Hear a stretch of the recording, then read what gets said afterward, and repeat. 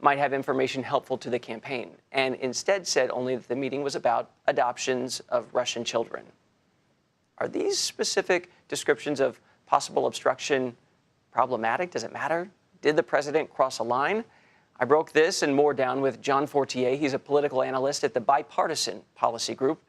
Plus, this is legal, but also now political. So how will voters perceive all this? As a condemnation or as an exoneration? John, you have been through much of the Mueller report, so let me ask you. We heard a few weeks ago this is an exoneration of the president. Does it read as an exoneration to you? Well, I think people are going to take away from this what they started with. I think for those who are supportive of Donald Trump, they will focus on the fact that with regard to the collusion with Russians, the bottom line is that there was not direct connections between the campaign and the Russians that affected the election. There were plenty of things going on, plenty of contacts, plenty of things in that the Russians were doing which were problematic, but there wasn't this big underlying charge. But if you're worried about things, there are more details in this report, and there certainly are questions around this question of obstruction of justice. More incidents of how it might have happened, and also some questions about what really raises to the level of obstruction of justice. Did Mueller back off just because there was a worry that the president couldn't be formally indicted, or did he do so for other reasons of lack of evidence? You look at the obstruction issue. We see these 10 to 11 episodes, and they're detailed. They're really nuanced, not quite as boiled down and simplistic as some people would have led us to believe earlier. Do you think they're going to be problematic for the president? Well, I think no president wants to go through anything like this, and there are more details coming out. So I think they are problematic. As for the congressional investigation going forward, look, I think Congress is going to pursue these things in a further way. I do think it's going to be partisan, though. I think the big question is going to be, okay, there are things that hint of obstruction of justice that worry people, but the underlying charge, the big thing that people were worried about, didn't happen in the way people said. So should we pursue these things, or are we just going at the president? And in that way, you mean collusion?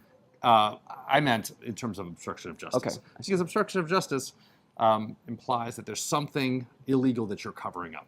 And the president made some actions that many people would say would be over certain lines, but ultimately didn't do so to cover up an activity that was illegal in itself. And I think that's the difference of opinion that will be on the Hill. Democrats will have lots of fodder to look at, more incidents of the president acting towards his subordinates in a way that might not have been appropriate.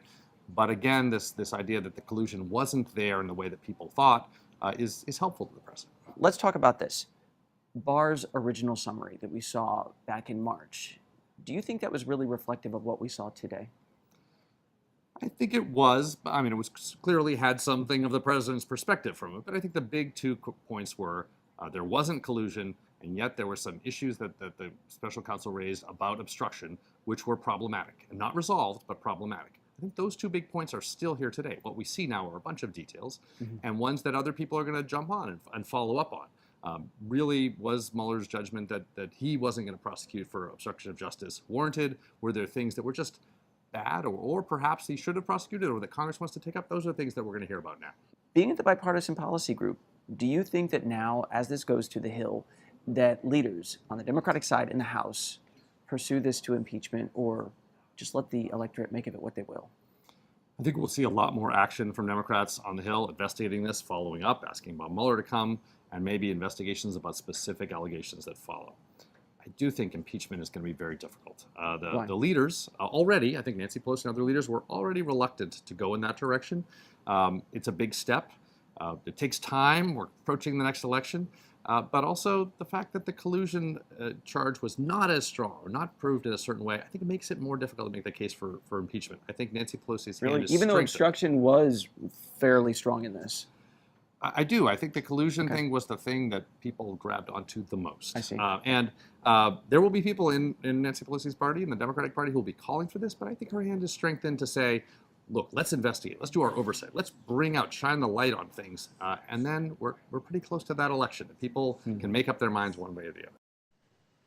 We didn't get to share our whole discussion, but something that's worth noting is that someone like Bill Barr might think because the original suspected crime didn't happen, that the subsequent obstruction is now prosecutable.